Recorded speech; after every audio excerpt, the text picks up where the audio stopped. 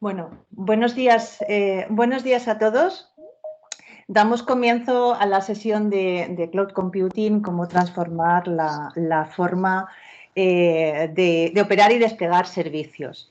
Esta sesión está enmarcada dentro del programa de Accenture Online Academies, abierto a estudiantes universitarios y también de FPs de España. Bueno, mi nombre es Carmen Marín. Espero que tanto vosotros como vuestros familiares y vuestro entorno más cercano os encontréis bien.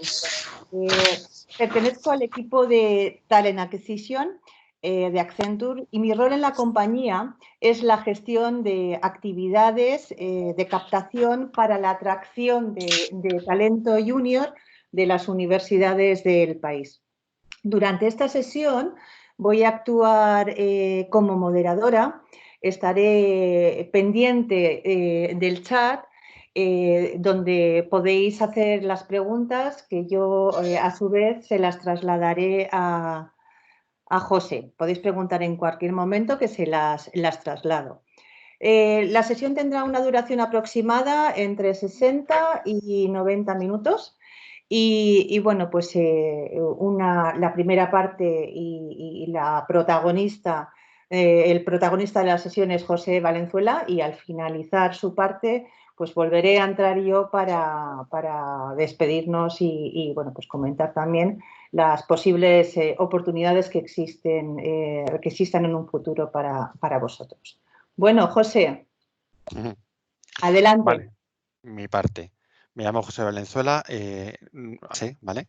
Si vamos bien de tiempo y si luego queréis hacer preguntas y demás, me gustaría enseñaros un poquito porque supongo que la mayoría no habéis sentado nunca en una consola de cloud para que veáis qué pinta tiene aquello, ¿vale? Para que no sea tan ladrillo, permitirme la expresión. Para que me ubiquéis, llevo purrela de años trabajando en todos los temas que tengan que ver con cloud, desde antes de que se llamara cloud, de hecho. Desde una empresa que se montó una startup entre Accenture y el banco BBVA, a la que luego se le añadió Telefónica y empezamos a montar cosas como automatizaciones, despliegues por código y todo ese tipo de cosas sobre mecanismos de virtualización. Así que incluso si tenéis curiosidad por cosas de cómo se hacían antes a cómo se hacen ahora, pues lo que se os ocurra, ¿vale? Lo dicho, quiero empezar a contar, para que me ubiquéis antes del tema, el grupo que pone por ahí de Easy, ¿vale? Es un grupo dentro de Accenture que es donde se engloban todos los temas específicos de cloud. Estamos todos muy relacionados, por eso hay distintos temas a los que os podéis conectar, de temas de inteligencia artificial, de temas de programación, etcétera, etcétera. Digamos que todo lo que tiene que ver con plataformas e infraestructuras cloud se está colgando dentro de este grupo de ICI al que pertenezco, ¿vale? Os cuento un poquito a tema de introducción cómo se trabaja, ¿vale? Porque no sé muy bien, hay gente o soy gente de distintos grupos y demás, con lo cual no sé muy bien los conocimientos. Os cuento un poquito temas más generales y luego, insisto, al final os hago un pequeñito ejemplo, una pequeña demo de cómo funciona el tema, ¿vale? Paso. Primero, para quien no lo ubique, y sin embargo sí que haya oído hablar de otras cosas como Machine Learning, IoT y demás historias. La base para que todo esto funcione, los automatismos, que todo funcione en cuanto a despliegues, que se pueda hacer por código, etcétera, todas las bases para los otros elementos, para que funcionen y que funcionen de una forma ágil, son los mecanismos de cloud, ¿vale? Digamos que el cloud ha sido el facilitador de todo lo que luego viene por debajo. Cierto es que cada uno de los elementos, como Machine Learning, como la parte de data y demás, tuvieron inicios propios con estructuras funcionando en sus propias máquinas, incluso en hardware dedicados, en según qué caso, como blockchain, pero al final lo que ha conseguido hacer de ellos un tema dinámico es todos los mecanismos de cloud, ¿vale? Con lo cual todos los temas de automatización y ese tipo de temas. Con lo cual, si no conocíais del cloud, pero conocíais del Machine Learning, que sepáis que tarde o temprano vais a terminar cayendo en mundo cloud, ¿vale? Siguiente, solo para haceros un vistazo. Esto es del año pasado, los números son todavía más exagerados, con lo cual no me va a parar mucho, no os asustéis de los contenidos de la PPT. He usado parte de las que utilizamos para charlar con los responsables de tecnología o de o de informática y demás de las distintas empresas, con lo cual hay algunas que son así como un poquito densas. No pienso pararme a explicaros cada una de ellas, no os asustéis. Pero vamos, lo que pretendo ver con esto son básicamente tres cosas. Uno, que prácticamente todo el mundo a nivel empresa está ya trabajando de una manera u otra en cloud. Eso el año pasado, este año es todavía más. Que todos tienen, o la inmensa mayoría tiene una estrategia de trabajar en cloud, no solo público, sino también privado. Para el que no le suene, es llevar la filosofía de cloud público a a los data centers, a los centros de proceso de datos de las propias empresas, ¿vale? Y hacer que ambos dos mundos convivan.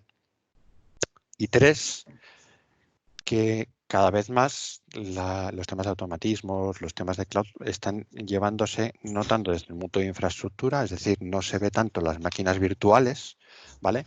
Como se ven las plataformas. Para el que los conozca, pues los Docker containers, los cluster Kubernetes que corren por arriba, etcétera, etcétera, ¿vale? Y repuntando todavía más los servicios, lo que se viene a llamar SaaS, ¿vale? Que son Software as a Service, es decir, tú contratas toda la solución, te dan un usuario y un password con unos determinados privilegios y trabajas, por ejemplo, para llevar tu gestión de clientes o cosas por el estilo, ¿vale? Con lo cual, muchísima penetración a nivel empresa y creciendo, y además creciendo mucho. De hecho, me alegra mucho que estéis interesados en el tema porque hay una demanda muy fuerte. Por desgracia, en el resto del mercado laboral no es así de exagerado, pero en este y en algunos más es bastante fuerte la demanda de perfiles. ¿Vale? ¿Cómo ha supuesto, qué cambios ha supuesto el tema de cloud? ¿Vale? Si esto mismo lo hubiera contado hace 5 años, hubiera tenido que hablar mucho más de qué es esto de cloud, qué es eso de Agile, etcétera, etcétera, cosas que vamos a comentar un poquito después.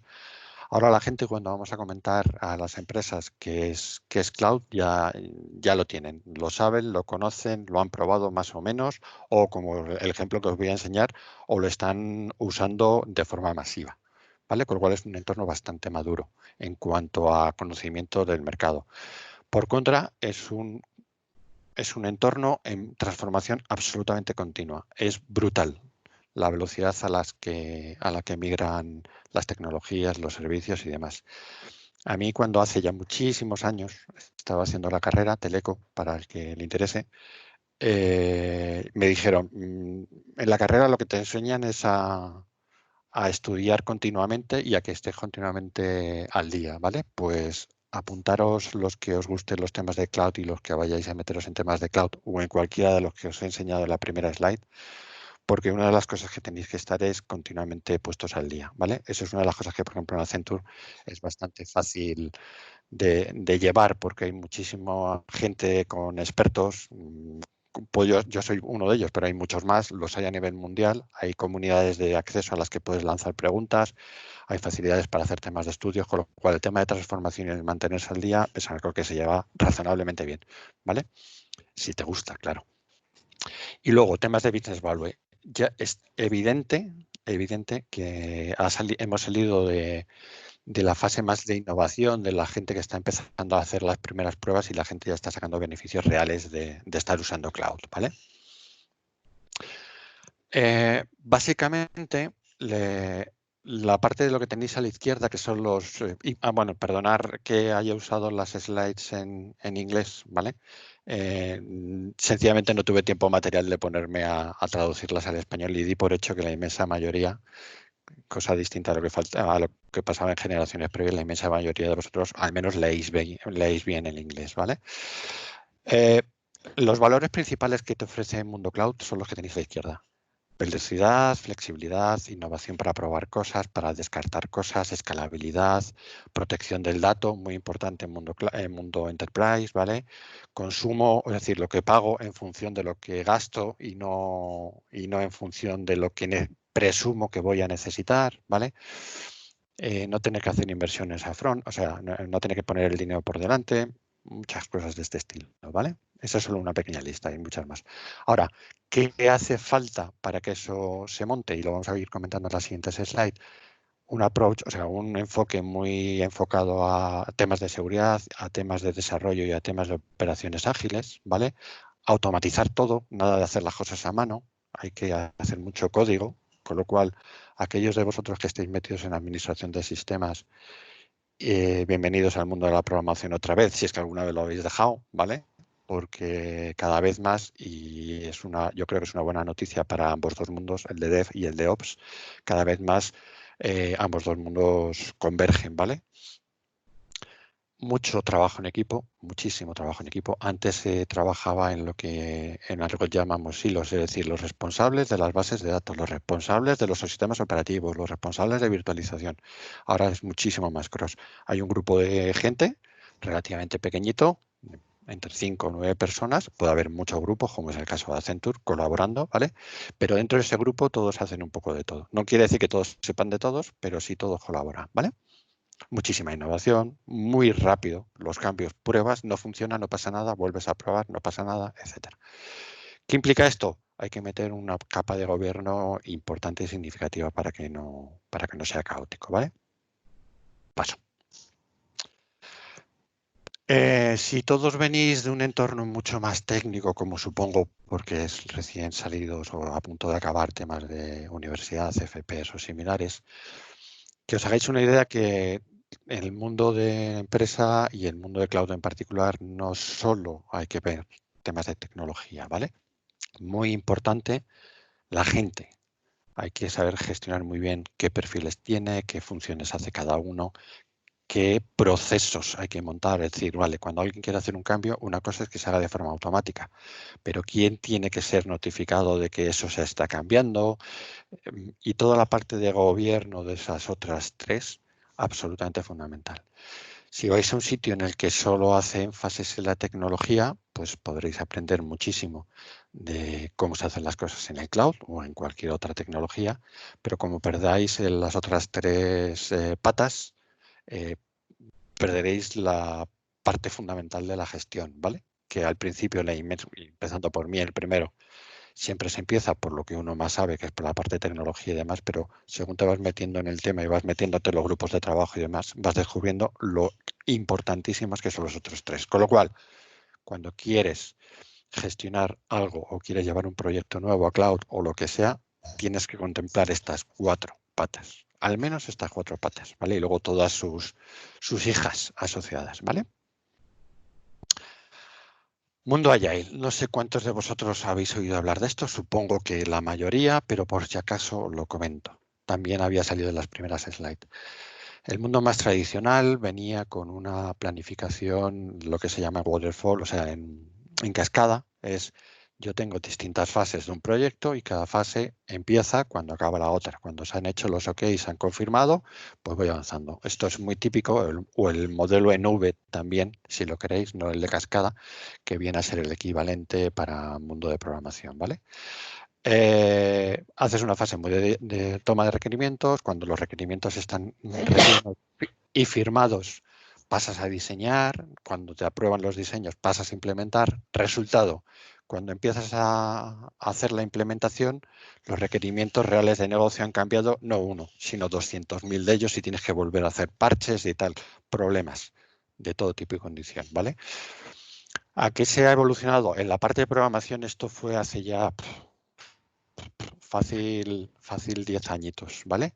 Empezaron a hacerse cosas en serio. Había trabajos de esto antes, de hecho. Con muchísima potencia, con muchísima implantación en los equipos de desarrollo puro de aplicaciones, fácil hace 5 o 4 años. Depende del país y depende de las empresas, ¿no? La idea es ser muchísimo más ágiles y algunos lo conoceréis a lo mejor como modelos Scrum. Hay varias prácticas o mejores prácticas asociadas. Se han terminado englobando sobre filosofía Agile. La idea es hago la toma de requerimientos, el diseño, la implementación y la verificación, digamos, de forma integrada y en círculos o en ciclos muy cortitos. En el ejemplo tenéis 3 semanas, dependiendo de los proyectos, si son muy de desarrollo pueden ser 6, y si son muy de operaciones, como es mi caso tradicionalmente, es muy habitual que los ciclos sean de 1 o 2 semanas, ¿vale? Por razones múltiples, como que tienes que atender a incidencias, tienes que estar atendiendo a peticiones urgentes, cosas que no son habituales en aplicación o en desarrollo, ¿vale? Entonces, la idea es que cada 3, 4 semanas más o menos, tú estás chequeando qué te piden, por qué te lo piden, lo implementas, lo pruebas y confirmas si aquello funciona o no funciona. Con lo cual, si hay un cambio de requerimientos o no has entendido bien el entendimiento, no has entendido bien lo que te pedían, rehaces, con lo cual te adaptas muchísimo más a un tema cambiante. Luego, ¿qué te ofrece también? Aparte de velocidad de adaptación, empiezas a entregar soluciones, lo típico de prototipos o cosas por el estilo, mucho más pronto, con lo cual la gente, el usuario final del servicio que sea, puede empezar a probarlo antes, ¿vale? Con lo cual tienes feedback, tienes retroalimentación mucho antes, con lo cual es un círculo bastante virtuoso. Esto mismo aplicado a la gente de operaciones de sistemas, que es por donde yo me muevo más, aunque hago también bastante aplicación, ¿vale? Es absolutamente radical respecto a los cambios. Entonces, nos cuesta, o me ha costado mucho en primera persona, cuesta mucho explicar a la gente que hace operaciones en las empresas tradicionales cómo es este nuevo modelo para la gente de operaciones, ¿vale? Con lo cual, el mundo de operación, del DevOps, el mundo de operación, es un mundo que está ahora bastante en transformación, asumiendo este tipo de ideas, ¿vale? Esta es otra forma de ver lo que os he comentado antes. Es la forma de trabajar con las nuevas estructuras y aprovechando la agilidad que da el cloud. Primero haces una serie de prototipos, si aquello gusta, no gusta bien, haces una serie de pruebas de conceptos que van un poquito más allá diciendo, vale, para tu caso concreto, cómo lo haces, cómo no lo haces, ¿vale? Sacas buen uso de no tener que depender de infraestructuras dedicadas, lo haces como código directamente, lo subes como funciones a la nube. Es mucho, digamos, sacas provecho de cada una de las capas que el cloud te da, ¿vale? Luego, si las pruebas de concepto van razonablemente bien, lo que empiezas a generar ciclos distintos ya de producción, digamos, más completa, no solo de pruebas de concepto, y empiezas a entregar mínimos productos viables, los MVPs puestos en inglés, ¿vale? Y vas generando nuevos servicios, nuevas funciones y demás, hasta que ya consigues tener un servicio tal que ya da un nivel suficiente de calidad y de entrega, ¿vale? Vale, siguiente. Hay distintos tipos de proyectos. Esto sobre todo es cuando vas a mundo aplicacional, pero también aplica la parte de infra, ¿vale? Pero para aquellos de vosotros que os guste más la programación pura de aplicativos, ¿vale? Menos la administración del sistema, todo lo que estoy contando vale para ambos. Estos son los tres grandes tipos de proyecto que nos estamos encontrando desde hace un tiempo. Uno es el Cloud Native Transformation, que lo que hace es que te coge aplicaciones que ya están corriendo en máquinas actualmente, retocas lo mínimo posible y te lo llevas a una estructura típicamente de microservicios, de Kubernetes y cosas por el estilo y de containers, y te lo llevas a una estructura de cloud, ¿vale? Sea privada o pública. Con lo cual la cantidad de transformación que haces es relativamente pequeña. Luego haces el digital decoupling, lo que haces es que generas funcionalidades nuevas, o bien porque ya existían y las recodificas, o bien porque las haces desde cero, ¿vale? Manteniendo los requerimientos viejos. Y lo que haces que coexistan los dos mundos. Dejas una parte en la forma más tradicional y la nueva funcionando en estructuras cloud. Esto es muy típico cuando, por ejemplo, en estructuras de bancos, todo lo que son el backend que se llama de las bases de datos, de las transacciones bancarias y demás, eso se mantiene en las máquinas que ya tienen. Típicamente, para los que los conozcan, mainframes de IBM y estas cosas que llevan desde el principio de los tiempos, pues eso sigue funcionando, ¿vale? Y lo que haces es que toda la estructura de front, la que atiende las peticiones desde el móvil o desde la web o desde incluso redes sociales, tenemos proyectos que están integrados en algunos bancos desde redes sociales, ¿vale? Pues lo que haces es que toda esa nueva funcionalidad la desarrollas en estructuras de microservicios y lo que haces es invocar a ese backend que os decía antes, tradicional, ¿vale? Y luego son las nuevas, las que haces desde el principio hasta el fin pensando en cloud. Algunos bancos, por ejemplo, no sé, hay varios y no solo bancos. En el Santander, por ejemplo, el Open Bank es 100% Cloud Native. Tiene una pequeña parte de digital decoupling, ¿vale? Porque hay ciertos temas que dependen de cosas viejas, pero la inmensa mayoría ha sido desarrollada desde cero, ¿vale? Para que os hagáis una idea. Con lo cual, y quien dice banca, dice, por ejemplo, Inditex, dice, hay muchísimas empresas muy grandes, medianas y pequeñas que están metidos en alguno de estos tres o en varios de estos tres, dependiendo del tamaño, ¿vale? Otra forma de ver lo que ya os he comentado antes es un poquito cómo funciona esto. Desde que empiezas a estudiar por dónde podríamos empezar a hacer cosas en cloud, si interesa, si no interesa, cómo tendría que adaptarme yo, cómo no. Pensar que un proyecto de cloud, si te lo planteas bien, lo primero que te tienes que plantear es si los procesos que tienes montados, ¿os acordáis de los 4 grandes temas que había puesto antes, de los skills de las personas, de los procesos y del gobierno? Pues lo primero que te tienes que plantear es, vale, la tecnología sé cuál es cloud, pero los procesos de mi empresa realmente están preparados para sacar provecho de todas esas agilidad y todos esos temas que os puse en una de las slides previas. ¿Sí o no? No, ¿qué tengo que cambiar? ¿Cómo lo voy a gobernar? ¿Vale? ¿Qué tiene que aprender mi gente de todo esto? Vale, pues eso tiene que ver con lo que tenéis a la izquierda de todo y en la parte un poquito de discovery. ¿Qué tengo? ¿Qué sabe mi gente? ¿Qué tendría que cambiar? ¿Vale? Luego te pones a probar, a hacer pruebas de concepto, te pones a implementar, vas probando, vas refinando, la gente va aprendiendo, vas enseñando, ¿vale? Vas definiendo los procesos, es decir, las 4 grandes patas se van haciendo, no penséis solo en la parte y la componente tecnológica, y al final lo que consigues es llegar a un primer nivel de servicio X en el que ya eres capaz de tener algo en marcha. ¿Eso quiere decir que se para ahí? No, esto no es waterfall, esto sigue continuamente evolucionando hasta que el negocio diga, vale, efectivamente, ya está el 100% de lo que necesito y no necesito gastarme más dinero y lo que quiero es que me sigan entrando por aquí transacciones de las que me generan dinero, ¿vale? O sea, un puro negociado ya económico en el que dices, vale, he invertido tanto dinero y me estoy recuperando tanto dinero al mes, al año y pues cuando tengo el retorno de inversión, ¿vale? Lo que llamamos un business case a nivel de empresa, ¿vale? Un caso de negocio. Paso. ¿Cómo cambia el perfil? Un poquito en función de las cosas que se tienen que hacer, ¿vale? Y de las tecnologías o de las ideas o de los métodos o de las recomendaciones que corren aguas abajo, cómo cambia el perfil de la gente. Aparece ahí unas siglas a la derecha del ODS. Esto lo acuñó, es un término que acuñó la gente de Google, ¿vale? Que fueron de los primeros en pegarse con todo este tipo de cosas de Agile a nivel de aplicaciones y a nivel de operaciones, ¿vale? Por lo menos de los que primeros en hacerlo en una escala masiva, ¿vale? Porque hay varios como Netflix, hay varios que están muy desde el principio, ¿vale? Pero digamos que Google es de los primeros que se lo tomó en plan más metódico, ¿vale? Entonces definieron o descubrieron que la gente que operaba me sale la palabra en inglés, el que la gente que operaba las plataformas pasaban a ser ahora más bien ingenieros que tenían que preocuparse de la disponibilidad de todo el sistema, no solo de las máquinas, sino de todas las aplicaciones y demás. Y bueno, las siglas traducidas vendrían a ser lo del SRE, ¿vale?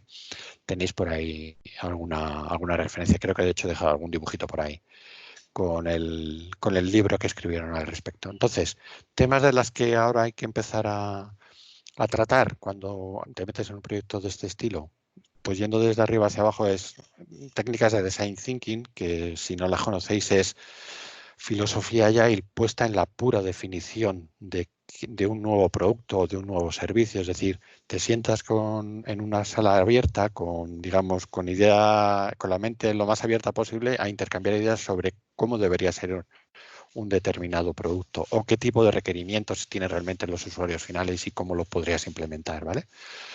Luego, con el Lean o el Agile, los mecanismos que tienes para ir implementando lo más rápido posible a base de dar MVPs, o sea, mínimos productos viables, ¿vale? ¿Cómo haces el control ahora de calidad? ¿Vale? Antiguamente había gente que se encargaba de romper lo que tú hacías, ¿vale? Te acordabas de sus muelas, estaban también los de seguridad, que también te impedían abrir servicios a Internet. Todo esto está roto o debería romperse y deberían ser todos esos perfiles partes de los equipos de trabajo.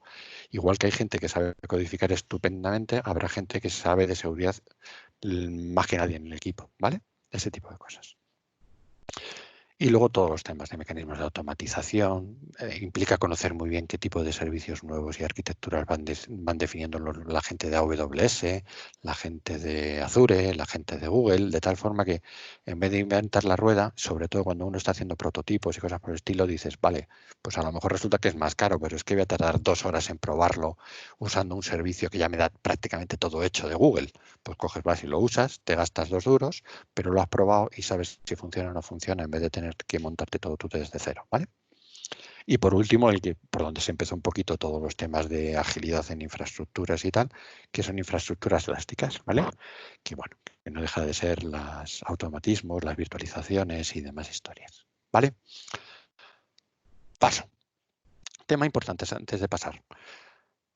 Está todo muy abierto, hay que saber muchas cosas, ¿vale? Pero es muy importante para que cada una de esas capas aguas arriba pueda operar, es todos los temas de estandarización, lo tenéis un poquito a la derecha.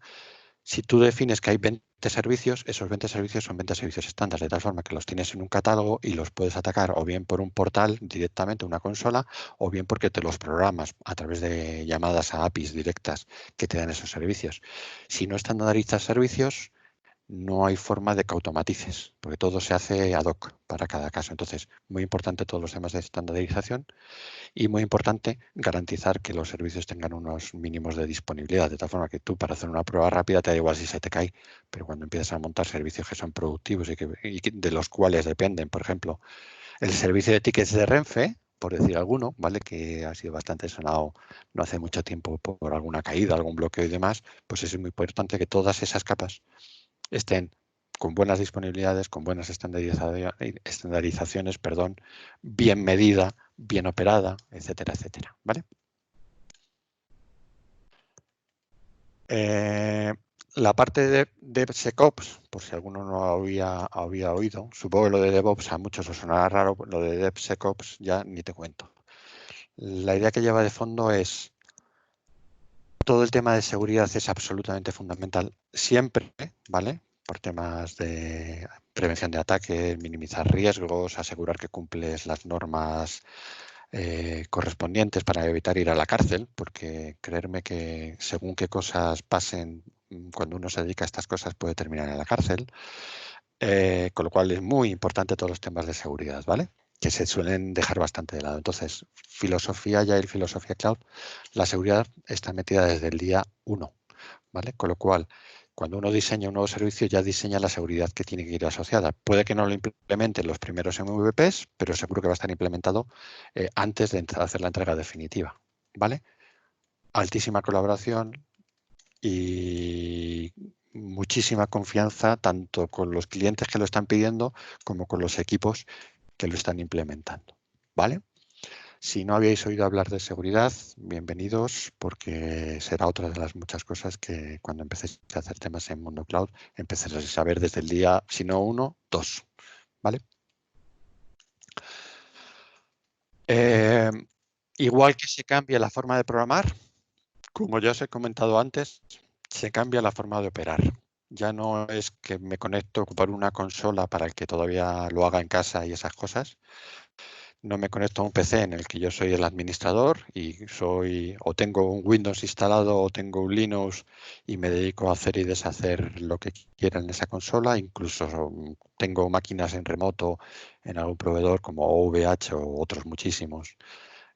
Con el cual yo hago y deshago lo que quiero. Sí, eso se puede seguir haciendo, pero digamos que esa es la forma de empezar en el cloud de hace algunos añitos. Las cosas ya no se hacen así, porque si no, eso no te permite evolucionar. Digamos que utilizas el método viejo para operar las cosas nuevas, ¿vale? Hay que, en las nuevas estructuras pasa porque la gente aprenda a automatizar todo lo que se pueda automatizar y sobre todo si se puede estar automatizado en código de tal forma que lo puedes ir reutilizando en distintos sitios y puedas asegurarte que no se confunde alguien al meter la mano. A fin de cuentas, cuando repetimos las cosas, incluso cuando leemos un guía burros que se llama, para seguir paso por paso lo que se hace, vas y te confunde porque te saltas un paso o porque no lo has leído bien o lo que sea. Entonces, fundamental que esté todo automatizado, fundamental que sea por código para que no tengan que ser personas humanas las que se confundan y en la medida de lo posible que no dependa de técnicos especialistas ejecutar unas tareas, sino que alguien se ha preocupado de instalarlo, probarlo, testearlo, pedir los parámetros mínimos necesarios y se pone como un autoservicio. Si tú llegas a una consola, le dejas a un usuario que sabe que necesita una máquina para, yo qué sé, para montar una pequeña tienda dentro de la empresa que venda no sé qué cosas y lo único que necesitas es un mecanismo de autoservicio que le levante 2 o 3 máquinas, que da toda la conectividad y que tiene todo preparado para solo empezar a generar usuarios. Me lo acabo de inventar. pero algo de ese estilo. Y aunque os suene, supongo, a mucho raro lo que acabo de decir, es bastante habitual, ¿vale? Segundo, no se piensa solo en máquinas virtuales y sistemas operativos. Lo más habitual, como os dije al principio de todo, es hablar de plataformas.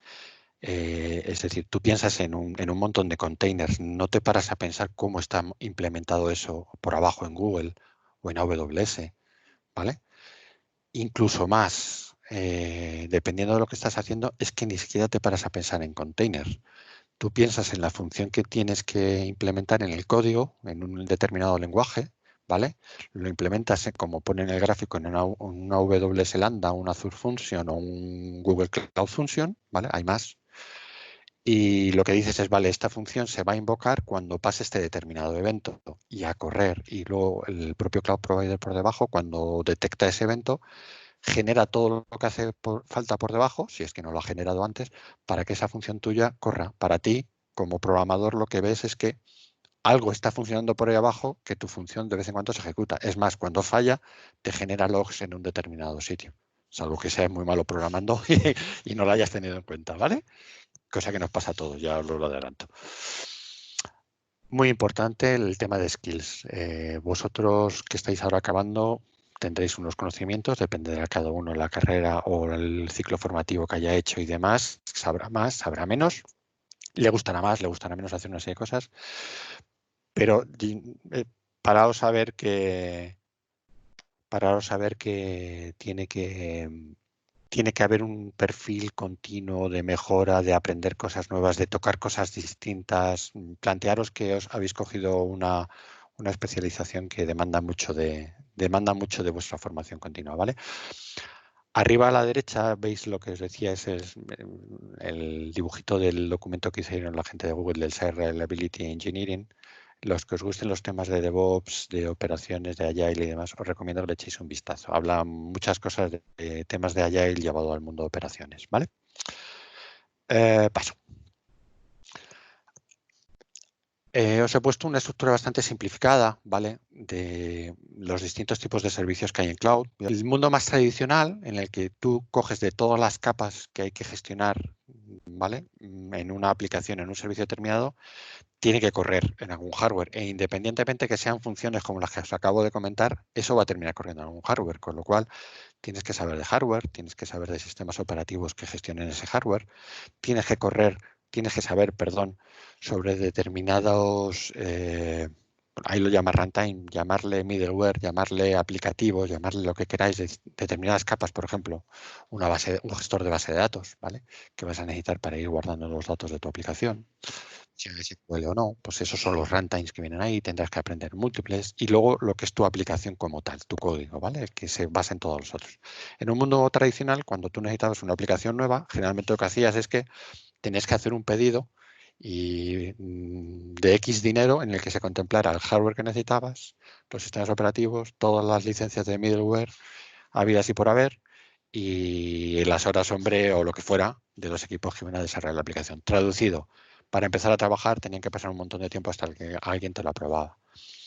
Digamos que se fue con temas de mecanismos de virtualización y demás, se ha ido avanzando hacia la derecha. Primero se virtualizó el tema del hardware, es decir, vale, yo compro mucho hardware junto, pero luego soy capaz de levantar máquinas virtuales de una forma bastante dinámica, es decir, mientras no necesite hardware nuevo, y eso para eso ya lo estoy monitorizando yo por abajo, para no quedarme parado y demás, levantar una máquina virtual es algo que me puede llevar, si tengo los datos, escasos minutos, ¿vale? No tengo que comprar el hardware, esperar 3 semanas a que me venga, que alguien lo meta en un rack y me lo conecte a la red de luz, a la red de datos, etcétera, y que después, etcétera, etcétera. O sea, se simplifica toda la parte relacionada con el mundo físico.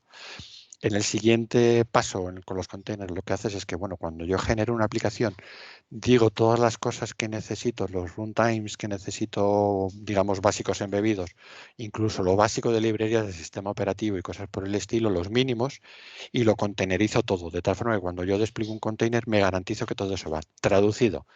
Pues me evito tener que configurar temas de sistema operativo. Obviamente habrá gente trabajando por ahí abajo que lo esté haciendo por ti, de una forma automática o no, pero te José, desentiendes. Dime. tenemos una primera pregunta por el chat, ¿eh? Iván me pregunta, ¿sería igual de accesible y rentable la transformación del modelo de negocio hacia el mundo cloud para una gran... Oh, Dios mío, es que disculpadme un segundito porque no sé, se me superpone el chat, ¿eh? Rentabilidad con respecto a la inversión que deben realizar y si son capaces de afrontarla por igual ambos tipos de empresa. Vale, no me has dicho el tipo de empresa, supongo que serán grandes y pequeñas. ¿Vale? Perdona, ahora se me ha quitado. Se refiere a nivel de rentabilidad con respecto a la inversión que deben realizar y si son capaces de afrontarlas por igual, ambos tipos de empresa. Vale, buena Sí, pregunta. Creo que has dicho Iván. Buena pregunta, Iván. sí. Antes, cuando he comentado muy de pasada lo de los business case, los casos de negocio, es muy importante y los casos de negocio aplican a la más pequeña de las empresas y a la más grande de las empresas, ¿vale? Digamos que las muy grandes lo que está es muy institucionalizado el proceso, una vez más, por el cual uno tiene que hacer un business case y pide dinero para que alguien se lo apruebe, ¿vale? Y a las pequeñas es algo mucho más dinámico. Las pequeñas puede ser incluso una persona suelta, ¿vale? Depende de lo que quieras hacer, el modelo cloud, de lo que os estoy contando por aquí, puede ser que te permita hacerlo, mientras que en el tradicional no. Ejemplo, con la misma slide que tengo, si resulta que para hacer una pequeña tontería te tienes que comprar 2 máquinas, desplegarlas en un data center o lo que sea, pues resulta que dices, vale, ya tengo que comprar 2 servidores, son miles de euros, pam, pam, empiezo a sumar y dices, bueno, no me sale el caso. Tengo que invertir mucho dinero por delante para luego buscar el retorno de inversión. En ese caso, el modelo tradicional te lo estaría prohibiendo, pero en una empresa muy pequeña, ¿vale? El mismo ejemplo de lo que te lo estaría prohibiendo en una empresa grande. Resulta que en la empresa grande no es un problema de dinero. Bueno, las hay de todo, ¿eh? Ya desde aquí os lo digo. Pero imaginaros que no es un problema de dinero. Es un problema de tiempo. Es decir, ¿cuánto tiempo tardo en poder empezar a montar esto? Es un servicio que quiero poner, es súper innovador y el primero que lo saque al público se va a llevar todo el pastel. Un modelo tradicional te impediría ese modelo. Con lo cual, el tradicional tiene pros y tiene contras. Por contra, el tradicional, si ya tienes un montón de dinero metido, seguramente a la larga te va a resultar muchísimo más barato. Si tienes un servicio que va a durar 3 años, es más barato que te lo compres desde cero y hagas tú la inversión. Modelo cloud, ¿para qué viene muy bien? Cuando quieres montar una cosa muy rápida. Si sabes lo que quieres montar, es muy fácil saber cuánto te va a costar. Es muy fácil montar algo que dependa del tráfico que estás generando, de tal forma si tienes mucho tráfico porque la gente te está generando muchas transacciones y tú ganas por transacción, pues es mucho más fácil que el gasto vaya asociado a la inversión, perdón, al ingreso, ¿vale? Con lo cual, perdón por la respuesta gallega, pero depende. En unos casos el modelo de cloud facilita mucho, generalmente lo suele facilitar mucho. Y lo que suele tener el tradicional es cuando montas un servicio a un poquito más largo plazo, lo que suele tener son, si lo haces bien, son costes más ajustados, ¿vale? No sé si he respondido a tu pregunta. Espero que sí. Si no, insiste en el chat. Estaba con el tema de containers. Lo ultimísimo, lo más simple o lo más abstracto es lo que ya os comentaba antes de las funciones. Yo genero una serie de código, una serie de funciones, y es que son funciones en un lenguaje de programación, el que sea, de los soportados por la plataforma, y el proveedor cloud por debajo se tiene que encargar de darme todo lo necesario para que eso funcione. De tal forma que yo le puedo configurar, por ejemplo, lo máximo que yo voy a saber sobre la plataforma que hay por debajo es, yo tengo este código hecho en, yo qué sé, en Python, ¿vale? Hago este código en Python que atiende a esta serie de eventos y quiero que tenga un mínimo de memoria de este estilo, ¿vale? Porque sé que voy a tener picos de peticiones muy fuertes y demás y no quiero que dé fallos. El cómo se monta eso por debajo, si está en alta disponibilidad o no, cómo hace para que se balancee el tráfico, todo eso, que es, creerme que es bastante complejo, para mí es básicamente transparente. Volviendo al modelo de negocio, si yo tengo funciones que se llaman muy pocas veces, es el modelo, perdón, es el modelo más barato, porque solo pago por cada vez que se me invoca. Si son funciones que me están siendo solicitadas a saco porque tengo un mogollón de gente y cada función de estas las invoca 10 veces cada vez, perdón por la redundancia, lo que voy a pagar es un montón de dinero por una función. Entonces me es muchísimo más rentable seguramente irme a un modelo de containers o algo por el estilo, porque en esos modelos, o de máquinas virtuales, porque en esos modelos yo sé que pago por 1, 2, 3, 4 máquinas virtuales y ya me pueden demandar todo lo que quieran, que mientras la máquina tenga CPU y memoria, aquello va a aguantar, y disco, aquello va a aguantar. ¿De acuerdo? Paso, ya casi estamos acabando. Por si alguno no lo conocéis, solo he cogido un ejemplo y ni siquiera está actualizado, ¿vale? José, Dime. hola, nueva pregunta. Javier nos pregunta, ¿aumentan los riesgos por la centralización de servicios en proveedores cloud? Buenísima pregunta. Y eso viene del mundo de seguridad que os decía antes. Y por eso es muy importante que la gente de seguridad esté desde el día 1 o 2 metidos en los grupos de cloud. Perdón, en pura ley, en pura teoría, estás más expuesto, con lo cual hay más riesgos. Punto final. Ahora, segunda derivada.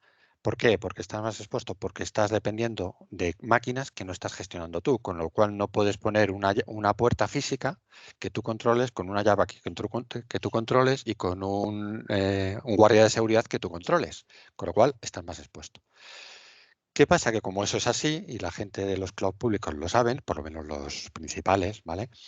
Lo que han hecho es implementar un montón de medidas de seguridad aguas arriba que te garantizan un montón de cumplimiento de normas de seguridad, cosa que no suele pasar en casi ninguno de los data centers privados. Es decir, ellos te garantizan que ponen ese guardia de seguridad, pero es que además te garantizan que la copia está en un lugar auditado, la copia de la llave, quiero decir, está en un lugar auditado, te garantizan que las comunicaciones entre las distintas máquinas van cifradas, es decir, te garantizan un montón de cosas que normalmente no están en los data centers, con lo cual la realidad es que normalmente un servicio desplegado en cloud pública por defecto suele tener más seguridad, pero es que además te disponibilizan de una forma bastante sencilla a través de la consola o a través de código de un montón de herramientas de seguridad que en función de cómo tú las parametrices puedes conseguir más seguridad o menos. Por ejemplo, pues solo por poneros un ejemplo, los certificados que tú pones para tus páginas web te dan un gestor de certificados como servicio. Si tú utilizas ese servicio de gestión de certificados, te garantizas que nadie se te va a colar, salvo que hagas mal la configuración, nadie se te va a colar y te va a coger tu certificado privado y te lo va a poder explotar por ahí, con lo cual te va a poder suplantar la seguridad. Con lo cual, la pregunta es, ¿hay más riesgo por estar en un cloud público? Sí. El riesgo efectivo después de que todo esto se implementa, si sobre todo implementas bien las herramientas que te dan, es infinitamente más bajo. De hecho, hay muchos proyectos que nosotros estamos acometiendo, ¿vale? Que tienen que ver con la mejora de seguridad por llevarnos datos críticos que tiene el cliente en sus data centers a cloud público, eso sí, auditando bien que no se les están colando, auditando bien los procesos, una vez más que os comentaba antes, es decir, la parte de governance y la parte de procesos que esté muy bien controlada. ¿Vale? ¿Alguna pregunta más? Sí, ¿Perdona? la siguiente también de Javier y pregunta, ¿y en las caídas de servicios? Bien, eso tiene mucho que ver con los arquitectos y ahí ya empiezo a moverme yo. Cuando se os caiga un servicio al que estéis accediendo que esté en nube, por ejemplo, con todos los problemas del COVID y demás, ha habido una avalancha de accesos a Internet, ¿vale? Que os voy a contar a vosotros, que supongo que habréis tenido que sufrir buena parte de ellos, ¿vale?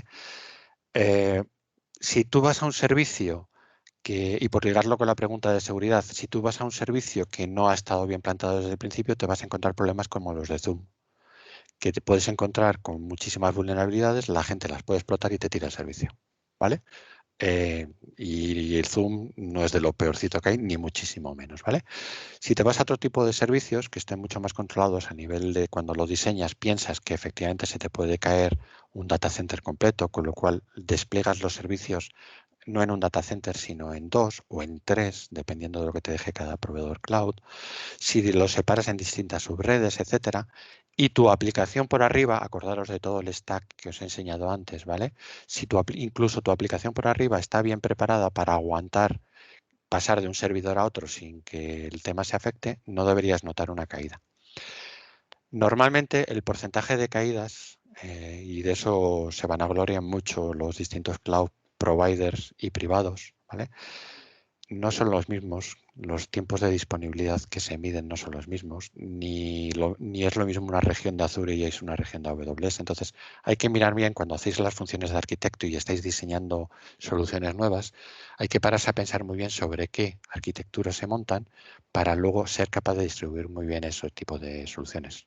Con lo cual, en resumen y volviendo a lo que decía antes, si accedéis a una aplicación y se os cae, ¿vale? Y no es por vuestra wifi, es que ha habido un arquitecto por ahí detrás, o bien que no ha cobrado lo que tenía que cobrar, o bien que no ha hecho bien su trabajo. ¿Vale? ¿Alguna pregunta más, Carmen? Sí, justo entra ahora mismo. Iván nos pregunta, ¿cómo afectan las leyes de privacidad de datos con cloud? ¿Permiten subir todo tipo de datos a cloud? A ver, sí, respuesta, ¿se puede hacer? Sí, se cumplen las normas más exigentes de, por ejemplo, PCI para bancos, que es de lo más exigente que hay. Sí. ¿Qué tienes que hacer como arquitecto por enganchar a la anterior?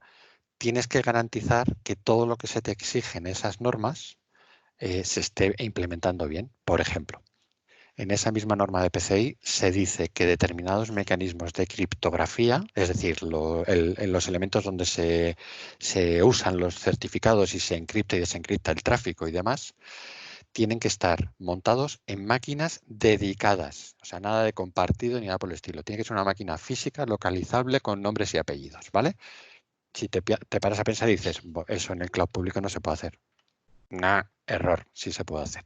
Hay servicios que además suelen tener nombres muy rimbombantes que te da ese tipo de cosas. Por ejemplo, en el que estoy proyectando, si veis aquí, pone uno que se llama, en la parte de Security, Identity y Access Services, abajo del todo hay uno que se llama Key-Vault, otro que se llama App Service Certificate, ¿vale? Hay varios de esos.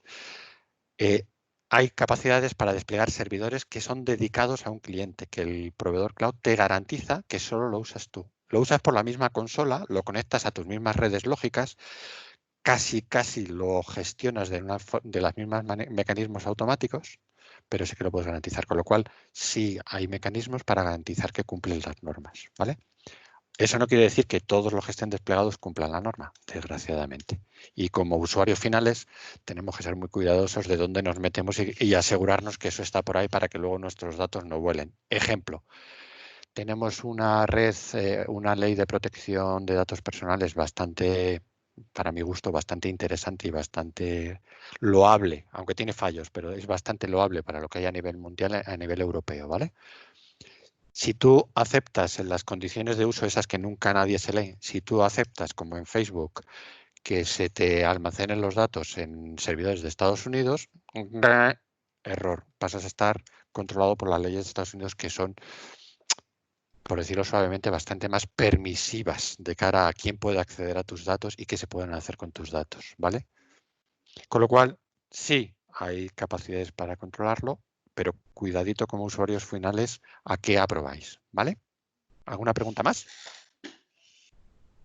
De momento, ninguna más. Uy, con todos los que sois, no seáis tímidos que me aburro. Bueno, Bueno, también, sí. también te voy a decir una cosa positiva, ¿eh? Les estoy preguntando y me están diciendo que perfectamente explicado. Y lo tiene Pues, todo claro. eso solo hay dos opciones. O el profesor es muy bueno y como esa opción no es buena, pues va a ser la otra que no os estáis enterando de lo que estoy diciendo, ¿vale? Perdonadme la broma. Lo que se estaba contando de los niveles de servicio. Aquí hay muy poquitos y es solo del de Azure. Y creerme, son muy poquitos. El portfolio de servicios de Azure es brutal. Y el de AWS también. Y el de Google, ¿para qué mencionarlo? Y, hombre, yo no me sé todos los servicios, es imposible, ¿vale? Pero sí creedme que tenéis que estar, sobre todo si estáis luego haciendo temas de arquitecturas o cosas por el estilo, tenéis que estar un poquito al tanto de lo que dicen en los blogs sobre nuevos servicios, nuevas funcionalidades y demás, porque diseñar un servicio nuevo, una arquitectura nueva, pensando con los servicios tal como existían hace un año, os garantizo que no va a estar bien diseñado, ¿vale? Puesto para el lado del que desarrolla servicios nuevos, raro será que no encontréis un servicio en un cloud provider que no os dé un porcentaje muy alto de lo que necesitáis. Con lo cual es fácil hacer un prototipo que te permita probar si tu idea es buena o es mala. ¿Vale? Guillermo, Guillermo nos pregunta hasta qué punto están tus datos protegidos de los propios administradores de servicios cloud. Muy buena pregunta también. Oye, os veo unos cuantos muy interesados por el tema de seguridad. Enhorabuena, porque buena falta os hace cuando navegáis por Mundo Cloud. Otra vez, respuesta gallega, depende. Si os fiáis por defecto o lo montáis las cosas por defecto, probablemente estéis dando acceso a más cosas de las que os gustaría. Luego os voy a enseñar un ejemplo. Si llegamos, espero que sí, os voy a enseñar un ejemplo real. Yo estoy como administrador en esa compañía, ¿vale? Es un banco inglés.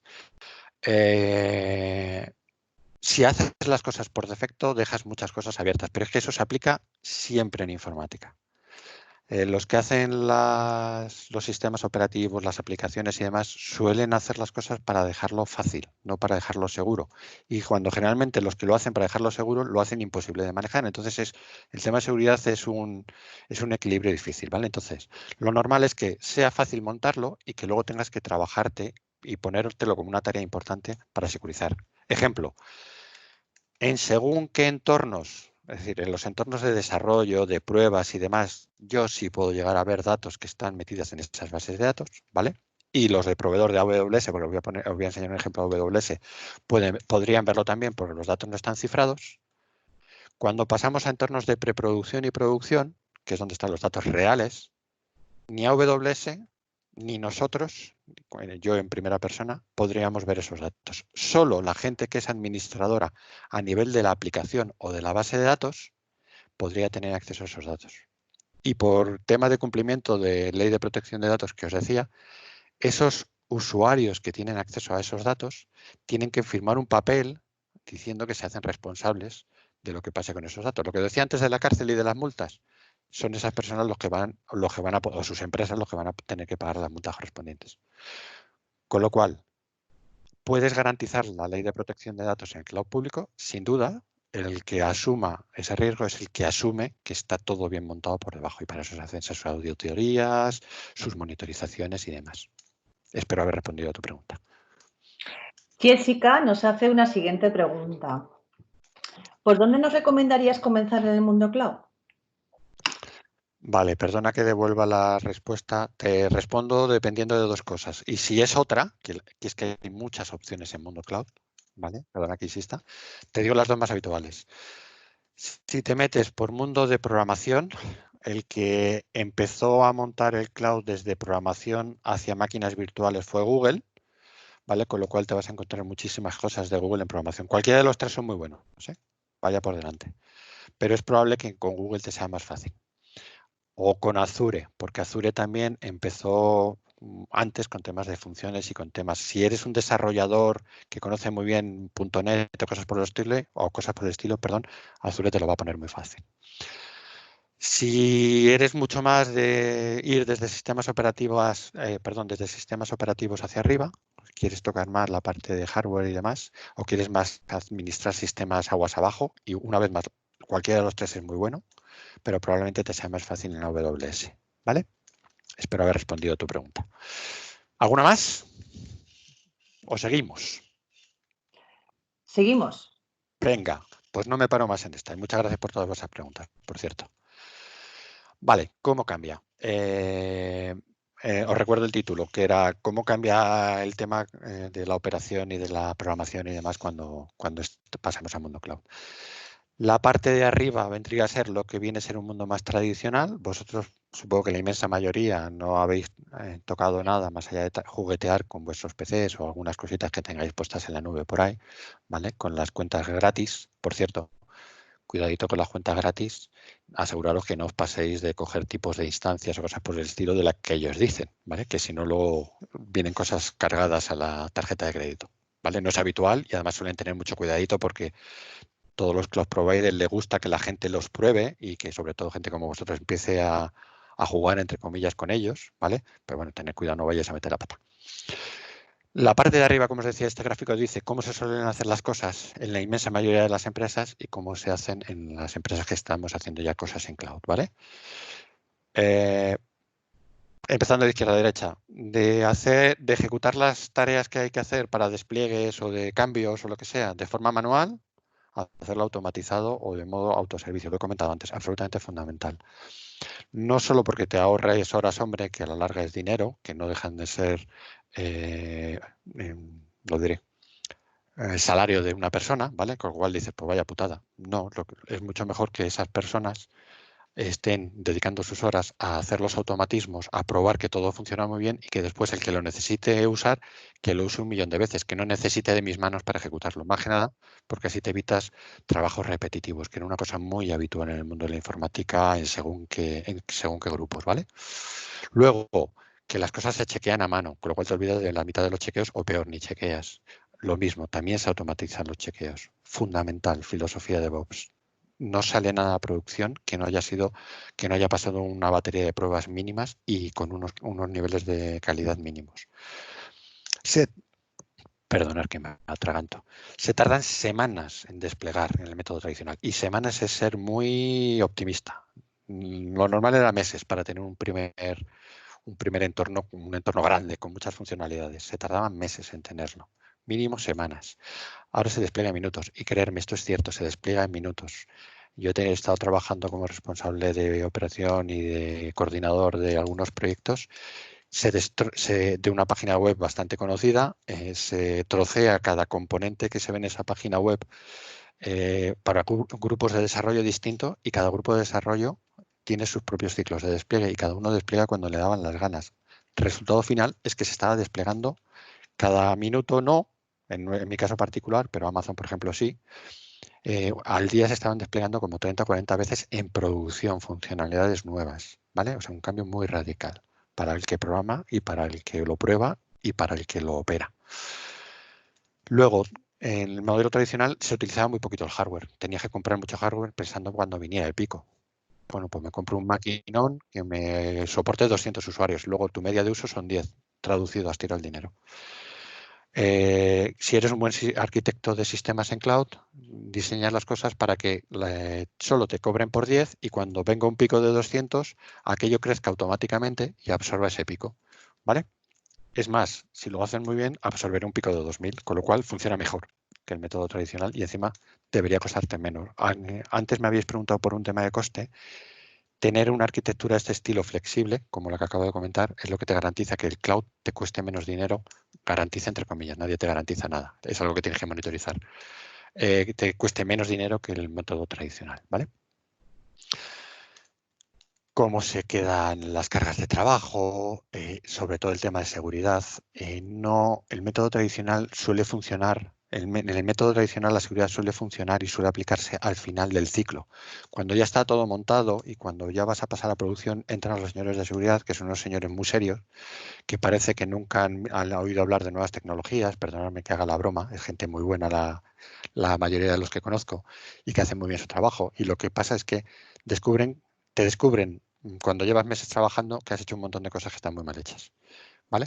Entonces, para evitar eso, lo que hay que hacer es que, como os decía, desde el día 1 o desde el día 2, empezar a meter todas esas cosas de buenas prácticas de seguridad y demás metido en tu código, en tus arquitecturas, en tus controles, en tus monitorizaciones, de tal forma que igual que a un operador que está ahí 24 horas al día viendo que no pasa nada, si le salta una alerta de que ha habido alguien que ha intentado acceder por la puerta de atrás a un sistema, que le salte al mismo tío que está 24/7 y no a uno nuevo que está con una consola distinta, porque el que está monitorizando todo el servicio, con lo cual tiene relacionado que esa máquina a la que están intentando entrar por detrás es la responsable de 20 procesos distintos dentro de la empresa, ¿vale? Muy importante ese cambio de filosofía en seguridad. Y luego, de tener un uso opaco a ser muy transparente. Lo del tema de transparente, digamos que esto es un más deseable, ¿vale? No tiene por qué ser así, porque eso depende de quién lo monte y cómo informe al resto de la gente. Pero en general, la transparencia es algo muy importante en la filosofía de DevOps y la forma de trabajar de desarrollo y de operaciones. Si tienes un problema, lo dices. Si algo te está disparando en costes, lo enseñas, aunque sea por culpa tuya, porque así va a haber alguien que te ayude. La transparencia suele generar confianza y la confianza suele hacer que las cosas vayan más rápido. El método tradicional más opaco suele ir mucho más por cartas formales que alguien se tiene que guardar porque en algún momento lo vas a tener que presentar delante de tu superior o delante de un juez, que me ha pasado, ¿vale? A cosas que se acuerdan en equipo y aunque queden escritas en actas, está clara para todos, ¿vale? Ya estamos acabando. Creo que falta una más, aparte de esta. Todo esto que os he contado, ¿vale? A la larga lo que terminas teniendo es estructurado un poquito todas las funciones de cómo hay que hacerlo, cómo hay que manejarlo y cómo hay que monitorizarlo, operarlo y gestionarlo, ¿vale? Por la parte de abajo tienes los servicios que te dan los cloud providers, también pueden ser privados, ¿eh? Para aquellos que lo conozcan, se puede montar un cloud privado, no con la capacidad de una AWS o Azure en cuanto a servicios y demás, pero con una serie de capacidades mínimas muy, muy potente, basado basado en open source, basado en VMware, hay de todos, ¿vale? Basado en Nutanix, por si a alguno le suena el nombre, hay capacidades para hacer cosas en privado. De hecho, lo último, desde hace un tiempo, tanto AWS como Azure como Google ya tienen muy maduro, y de hecho ya se lo tienen montado en algunos clientes, despliegan hardware propio en los data centers de los clientes y te lo gestionan como si fuera una zona de disponibilidad o un data center propio del proveedor cloud. ¿Vale? Digamos que te exigen unas inversiones muy grandes porque tienes que poner mucho hardware de saque, ¿vale? Volvemos al modelo tradicional. Pero si resulta que tienes muchos servicios ya con el proveedor cloud, pues a lo mejor hasta te sale rentable. Sobre todo si lo que estás poniendo son cosas como tus bases de datos. Volvemos al tema de seguridad.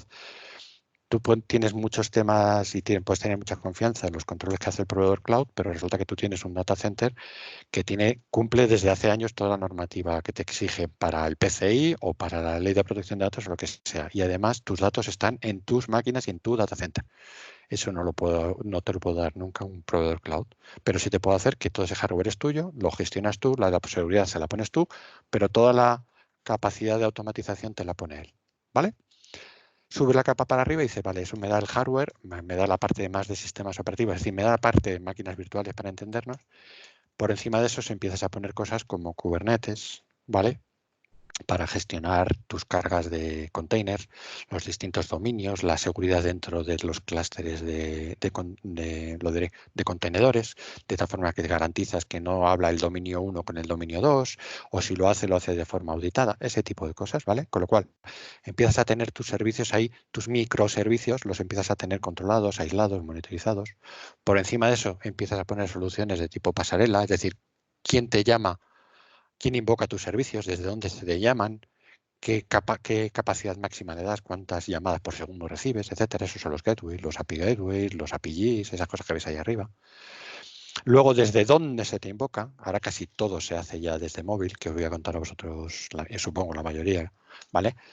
Pero es que no solo en móviles, la inmensa mayoría de los usuarios ya trabajamos con móvil, ¿vale? Pero aparte de que siga habiendo muchísima web por ahí, hay muchísima invocación directa de microservicios a microservicios o de proveedores de una empresa a otra empresa, con lo cual eso no pasa por el móvil ni nada que se parezca, ¿vale? Todo eso hay que gestionarlo, hay que contemplarlo y hay que ver cómo funciona la conectividad, los túneles, la securización, cómo se cifran los datos al vuelo, esas cosas, ¿vale?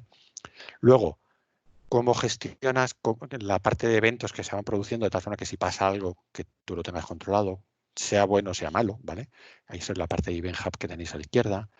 Cómo gestionas las buenas prácticas de DevOps de todo eso, cómo le das a los usuarios finales capacidades de hacer decrecer, si es automático, si quieren levantar servicios nuevos, todo eso tiene que ver con el DevOps, ¿vale? Cómo hacer las pruebas automáticas, todos, ¿vale?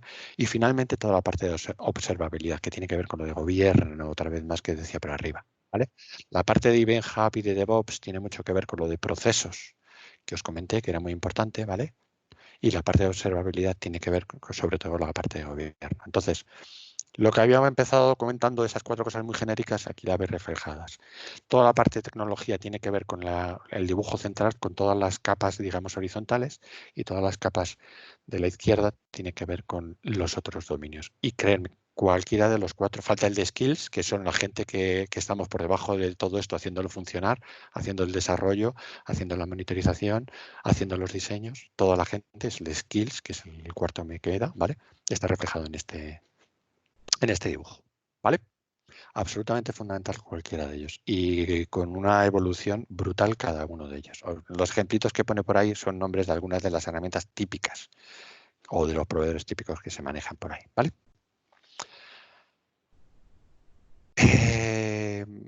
Última, creo recordar, perdona que avance, sí, es la última. Por acabar, y perdonadme la chapa antes de haceros el ejemplito. Hay muchísimas capas, es el dibujo del centro, desde el data center, que es el centro de datos, servicios de infraestructura, que es el infraestructura as a service, ¿vale? RPs, que es donde es el Enterprise Resource Planning, que es si lo conocéis, los SAP o similares, que es la inmensa mayoría donde gestiona todo su contabilidad, sus almacenes, sus pedidos, todo ese tipo de cosas. Se le suelen llamar a esos sistemas que engloban la funcionalidad básica de una empresa, se les suele llamar RPs. Contenedores, servicios de plataformas, aplicaciones cloud nativas, servicios para móviles, bla, bla, bla, todo. O sea, tropecientas mil capas y ojalá fueran así de lineales. Esto está simplificado. La realidad es que es un montón de cuadros muy interrelacionados, ¿vale? Y que tienen llamadas cruzadas entre ellos, ¿vale? Entonces, gestionar todo eso.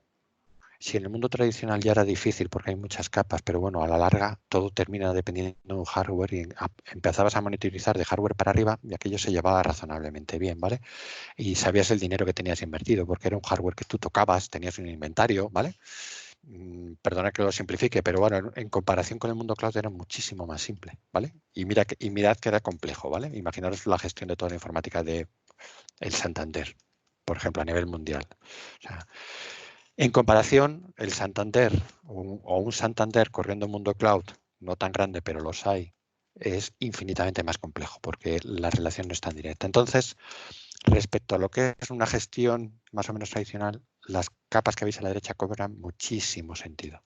Son servicios que, de hecho, en nuestro portfolio, cuando nos dedicamos a vender a los clientes finales, tenemos que ofrecerles. Otra cosa es que luego de ellas digan, vale, hago yo 4 de los 5 y tú te quedas con el quinto o me quedo yo con los 5, ¿vale? Fundamental toda la parte de gestión del servicio, que vendría a ser lo tradicional, ¿vale? Cómo se pide, quién lo pide, el mundo tradicional. Para aquel que lo conozca, el mundo más ITIL, ¿vale? Que es donde las buenas prácticas de cómo se gestiona la informática. Que tiene ciertos conflictos con el mundo DevOps. Lo adelanto para alguno que no lo conozca. Con lo cual, el Cloud Management viene a ser un mix de las buenas cosas de los dos, ¿vale? Los temas de optimización cloud, lo habéis preguntado ya alguno. Si no tienes mucho cuidado, vas a pagar una fortuna en cloud, porque el proveedor cloud te pone muy fácil consumir, pero es que te factura muy fácil, ¿vale? La gestión de servicios de consumo, ¿vale? De qué servicio compro y por qué lo compro y cómo lo renuevo. Es decir, esto es un mecanismo puro y duro de compras y de renovación de compras, ¿vale? Con lo cual, para el que lo conozca o le suene o se lo hayan contado, es muy habitual que en empresas medianamente grandes haya gente que está especializada en las compras de la empresa, son los responsables de comprar. Pues este negociado en mundo cloud es fundamental. Lo habéis preguntado, habéis hecho varias preguntas de seguridad, absolutamente fundamental asegurar que todo esté bajo los perfiles de seguridad que tienes que cumplir y que la gente te recomienda. A lo mejor no te lo exige la ley, pero es recomendable que lo tengas. Y por debajo de todo, una plataforma que te permita gestionar todo eso, ¿vale? A partir de esos 5 elementos, montamos nosotros y lo montan todas las empresas que se dediquen a este sector o deberían montar tus ofertas comerciales. Y si eres empresa final, pues sobre estas bases eres capaz de dar los servicios en cloud que estés dando a tu público final. BBVA, Santander, Inditex, muchísima gente, ¿vale? Solo he mencionado algunos de los que son clientes nuestros. Y ya está. Si tenéis alguna otra duda antes de enseñaros así muy rápido, por si alguno no la conoce, una de las consolas del cloud provider, adelante. Justo ahora está una pregunta de Javier. Javier Miralles, ¿apostar por una carrera profesional en cloud es apostar por alguna tecnología en particular? No, si apuestas por cloud, apuestas por un montón de tecnologías. Estate preparado. Si te recomiendo a todo aquel que tenga cierta inquietud y le guste tocar de cosas distintas y demás, que empiece a tocar cosas en cloud, porque es el sitio donde están más fácil y disponibles. Si alguien tiene, y es absolutamente loable en cualquier caso, tengo algunos compañeros míos, son verdaderos cracks, por ejemplo, de bases de datos Oracle. Si tienes una idea de hacerte hiperespecialista en una tecnología concreta, podrás usar cloud como un facilitador, pero no será eso, un facilitador, no estarás manejando cloud como tal, ¿vale? No sé si he respondido bien a la pregunta. Juan Carlos también pregunta que 2 compañeros y yo estamos trabajando en un proyecto sobre el cloud computing. Estamos trabajando con un software llamado OpenStack. ¿Nos, Sí. ¿Nos recomiendas seguir trabajando con él? No ¿O nos puedo. recomendarías trabajar con otro? Esto está grabado. A ver, esto es una opinión bastante personal, ¿eh? No es generalizable. Cada vez que se hace un análisis en general para empresas, digo primero la formal y luego la informal. Cuando tú hagas un análisis de si algo es útil para una empresa o para un proyecto tuyo y tienes una serie de tecnologías al alcance, tienes que analizar para los requerimientos tuyos cuánto de bien te lo cubre o no te lo cubre, ¿vale? No sé de qué es vuestro proyecto, obviamente, pero OpenStack fue el intento de open source a coger lo que ya había desarrollado AWS cuando estaba empezando a montar el servicio de AWS, o sea, Amazon, cuando estaba montando el servicio de AWS, que lo montaron sobre una tecnología de virtualización que se llama Xen y con una serie y un montón de temas de open source, ¿vale? Red Hat en primera persona, pero con un montón de gente por detrás, cogió ese tipo de desarrollos y demás y los generalizó para que cada uno nos pudiéramos montar nuestra AWS, por decirlo suavemente. ¿Qué pasa con eso? OpenStack es complejo. Si vais a hacer una cosa concreta y vais a usar solo unas capacidades concretas de OpenStack, vale. Nosotros hemos hecho proyectos muy grandes desplegando OpenStack a nivel mundial. Son complejos. La gente lo que ha terminado pasando es que la inmensa mayoría ha terminado descartándolo porque le da una complejidad excesiva para el beneficio que luego obtiene. Es mucho más recomendable desde un tiempo a esta parte, desde hace unos años a esta parte, trabajar directamente atacando con código, por ejemplo con Terraform o cualquier lenguaje similar de gestión de infraestructura. Es mucho mejor usar eso contra los virtualizadores que tengáis por debajo, sea Xen, sea KVM, sea VMware, sea lo que sea VirtualBox, sea lo que sea, es mucho mejor trabajar como código sobre eso y sobre eso construirte todas las estructuras, ¿vale? Eso a día de hoy. Pero insisto, si os metéis en un tema y habéis visto que OpenStack, vuelvo a aplicar lo que os he dicho, os da 10 cosas de las 11 que tenéis que hacer, pues no lo penséis. Ahora, es muchísimo más probable que eso pase en cualquiera de los proveedores de cloud público que no en OpenStack, ¿vale? Si tenéis que hacerlo en cloud privada porque tenéis que hacerlo sobre hardware dedicado o porque lo podéis hacer en 3 máquinas que tenéis y no tenéis dinero para gastar en cloud público, pues no he dicho nada. Pero si es lo último y estáis a tiempo, mirar hasta qué punto es mejor OpenStack o atacar directamente con el Terraform a la capa de virtualización. ¿Vale? Más preguntas. Bueno, yo creo que ya te ibas a poner justo con lo que nos está comentando Alejandro. ¿Cuál era el ejemplo que iba a comentar sobre un caso que le sucedió sobre un banco inglés? No, bueno, esto es real, lo tenéis ahí. Si lo veis aquí arriba a la derecha, estoy en AWS, para el que no lo conozca, ¿vale? Esta es la consola, ya he hecho login con mi usuario, evidentemente, con doble factor de seguridad, es decir, no solo vale usuario y password, sino que esta gente, para poder acceder a ellos, tiene que ser con una IP dentro de un rango controlado.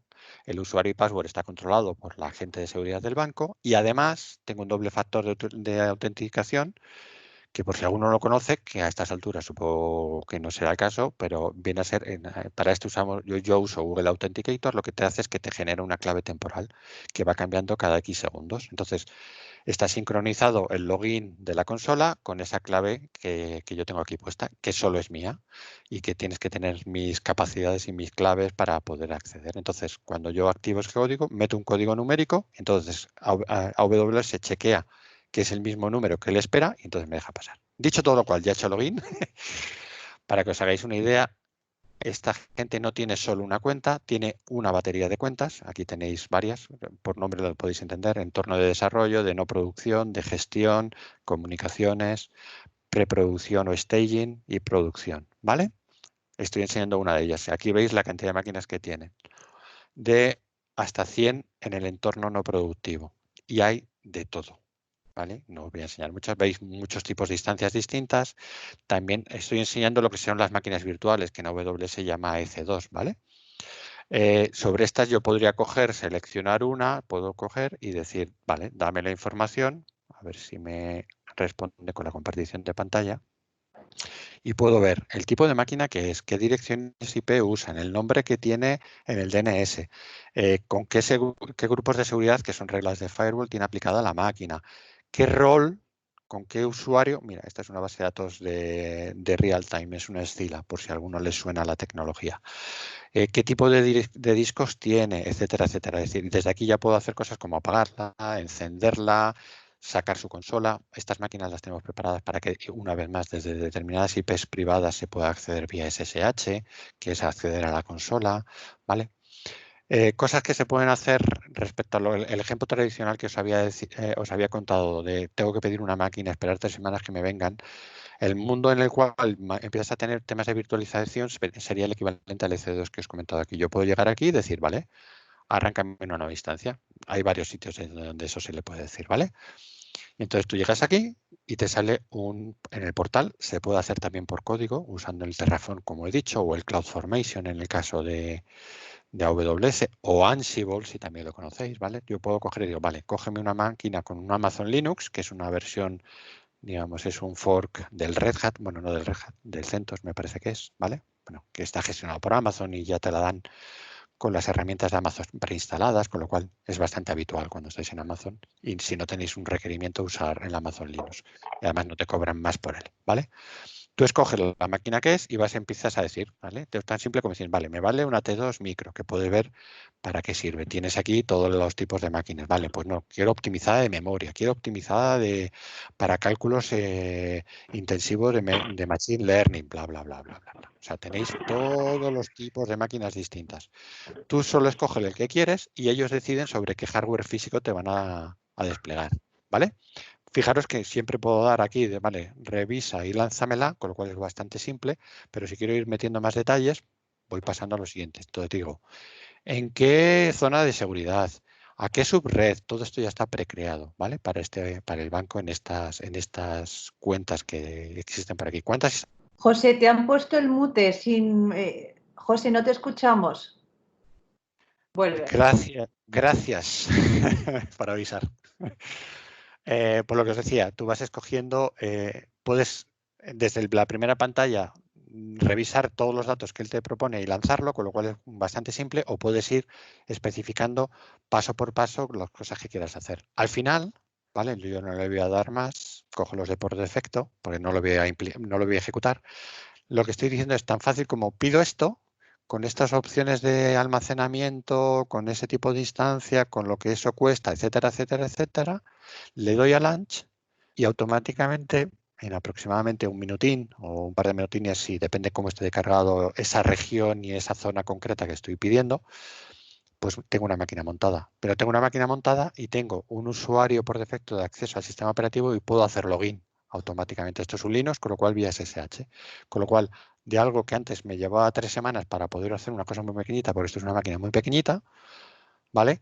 Con la virtualización en privado, esto pasa a ser, yo lo pido en algún portal, en el mejor de los casos, y alguien de informática me lo provee, o si soy de informática, me voy a la consola del VMware de turno o del OpenStack de turno y me pido una instancia de un determinado tipo con un disco determinado. Pero fijaros que hasta eso, con un solo clic, soy capaz de pedir una máquina. Con lo cual, agilidad.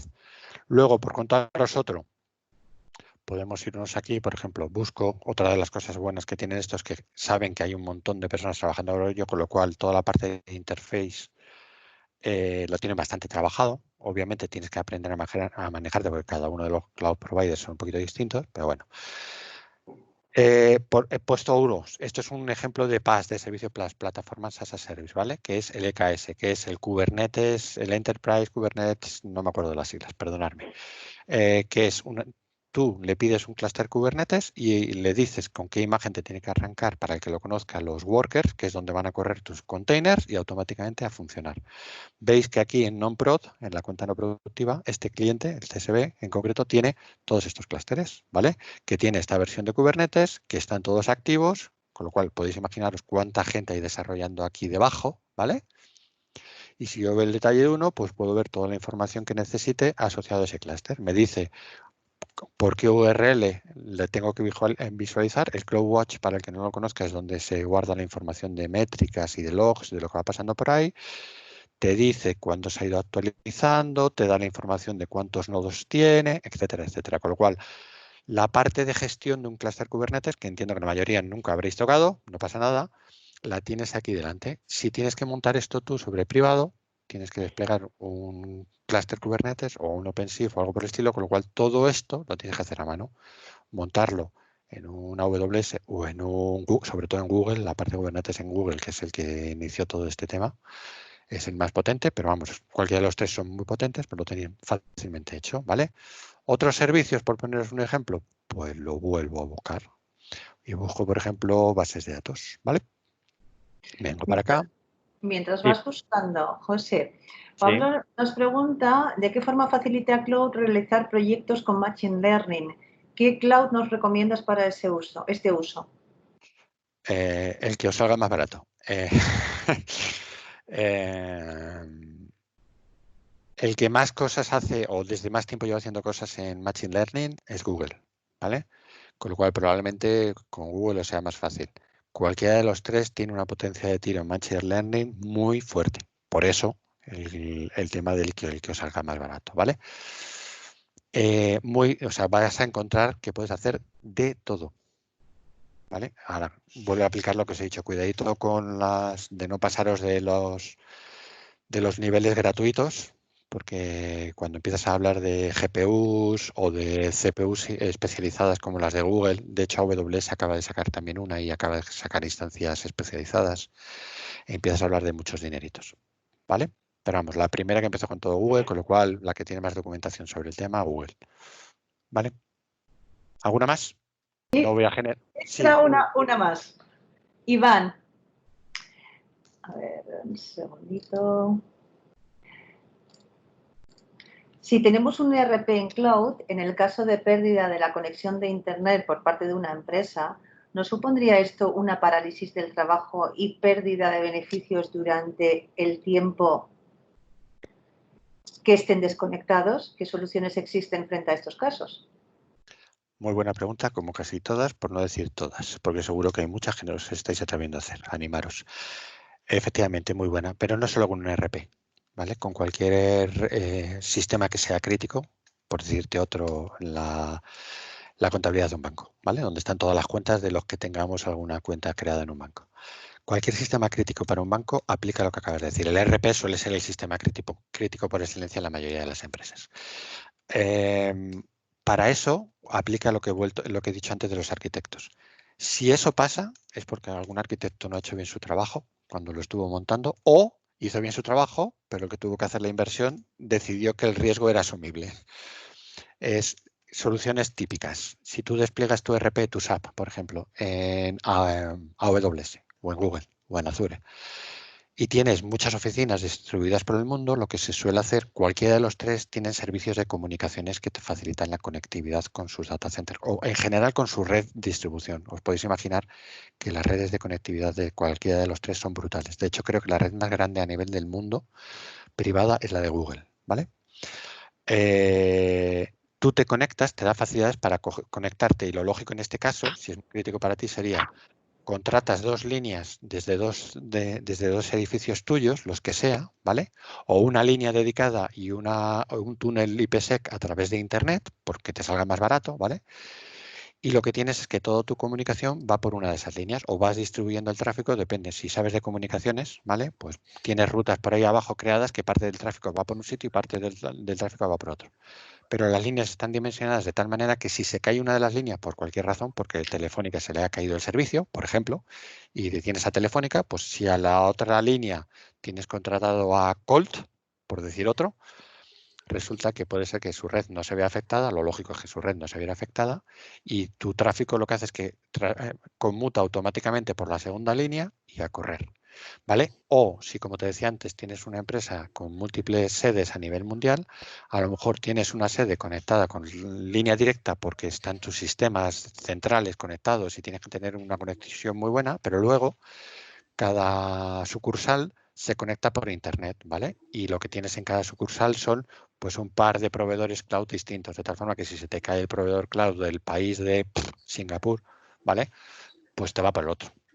Recuerdo un proyecto que hicimos para Roche, la farmacéutica, ¿vale? No hace mucho, que el tema era optimizar toda su red WAN, ¿vale? Y todo esto que os estoy comentando de automatización, de procesos ágiles y demás, todo eso lo aplicábamos para la red WAN, para el que sea más de comunicaciones, es decir, la red de área extendida. Entonces, fue un levantamiento de toda la red que tenían a nivel mundial y están presentes en cientos de países, ¿vale? Y tienen datos corporativos en al menos tres zonas horarias distintas, perdón. Levantar toda esa red de área corporativa con todas las redundancias entre los centros y cómo era la redundancia de las distintas sedes que tenían. Y lo habitual era eso, que tuvieran dos proveedores cloud distintos, porque la mayoría de las sedes eran muy pequeñitas, y así de esa manera tienes costes muy bajitos, porque un acceso a Internet puede ser pues, lo mismo que nos cuesta aquí a nosotros en casa, mientras que una línea dedicada, aunque sea por fibra, igual que lo podéis tener en casa o como lo puedo tener yo en casa, te suele cobrar mucho más, porque la calidad de servicio es mucho más exigente, ¿vale? Con lo cual, este tipo de cosas, muy importante, todo lo que tiene que ver con disaster recovery, con alta disponibilidad y demás, todo eso es trabajo de los arquitectos, ¿vale? Bueno, solo enseñaros, mientras me comentas, Carmen, si hay más preguntas. Este es otro ejemplo de bases de datos que tiene esta gente y muy importante en cuanto a facilidad de uso. Acordaros de una cosa que os he contado durante toda la charla, los temas de monitorización y demás. Es muy fácil de aquí tener un acceso de muchísimo nivel de detalle de cómo están descargados los recursos. En este caso, la base de datos te está enseñando la CPU, te está diciendo si está disponible o no, te dice el tamaño, pero si pinchas y te vas para adentro, ves qué tipo de base de datos es, sobre qué tipo de instancias, si está teniendo problemas de memoria, etcétera, etcétera. ¿Vale? Traducido, muy fácil y preintegrado todo lo que necesitas para llevar la operación. Al que hay que tener cuidado con no gastarse demasiado dinero y hacer muy bien los diseños para evitar eso. ¿Visto? Pues tampoco quiero daros mucho más la chapa. ¿Alguna pregunta más que tengáis antes de pasar? Pregunta no vamos a dejar a Javier sin respuesta. ¿Recomiendas alguna formación oficial en cloud?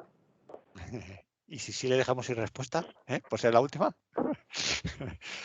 A ver, mi recomendación primero es que aprendáis, ¿vale? Que cojáis soltura, que no os gastéis dinero.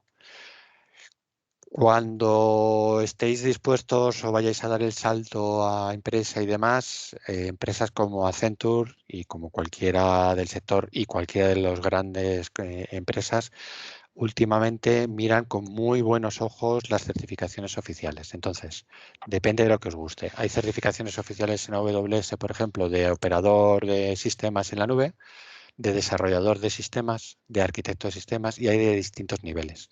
En Azure la complejidad de la certificación se dispara. Si alguien, cuando la veis y la veis estructurada también es bastante simple, ¿vale? Con lo cual os recomiendo que empecéis practicando, leyendo mucha documentación. Tenéis muy buena documentación en los cloud providers, buenísima. Explotarla. Y en las FAQs, explotarla.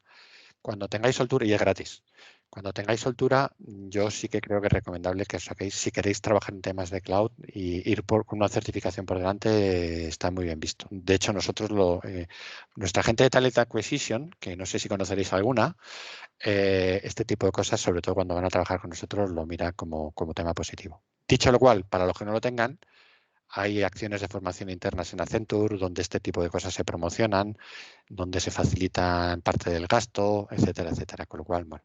Respuesta. Te recomendaría que empezaras por los niveles Associate si quieres empezar a certificarte tú. ¿Vale? Muy bien. ¿Pasamos ya? Yo creo que sí. Gracias, José, por compartir tu conocimiento. La verdad es que se han consumido más de los 90 minutos y a mí me gustan estas sesiones que se alargan porque, sobre todo, por las preguntas de los asistentes que estamos viendo que llevan unas cuantas y que seguro que son que son de interés para ellos. Bueno, pues yo no quería dejar pasar la oportunidad de compartir con todos vosotros las credenciales de nuestra compañía, para que aquellos que no la conozcáis, pues conozcáis un poco más de nosotros. Accenture es la compañía más diversa e inclusiva del mundo y la verdad es que estamos orgullosos y presumimos de ello.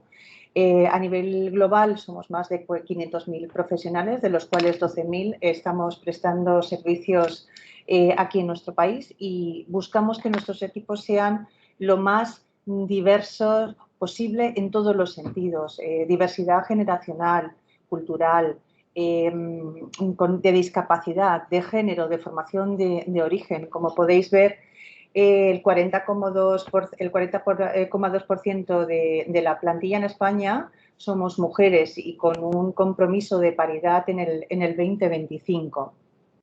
De hecho, nuestro variable, al menos el mío, depende del porcentaje de mujeres que haya en la plantilla, para que os hagáis una idea. Yo también llevo muy por delante la diversidad de la compañía. La verdad es que es una de las cosas, una de las muchas que merece la pena. Sí. Estoy de acuerdo contigo, José. Convivimos 4 generaciones en España y que tenemos 419 titulaciones distintas. 931 profesionales de España tienen 71 nacionalidades. Consideramos que esta diversidad es clave para el éxito de la compañía y especialmente relevante tanto desde el punto de vista social como desde el punto de vista de negocio. Otra palanca importante es la innovación. Apostamos por ella desde la investigación hasta la puesta en práctica para generar valor a nuestros clientes. Podéis ver aquí que en la transparencia que tenemos 3.200, casi 3.200 personas dedicadas a la innovación.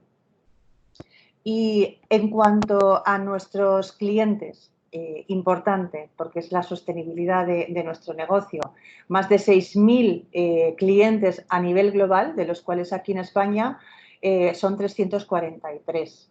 Pero de esos 343, el 86% cotizan en el IBEX 35.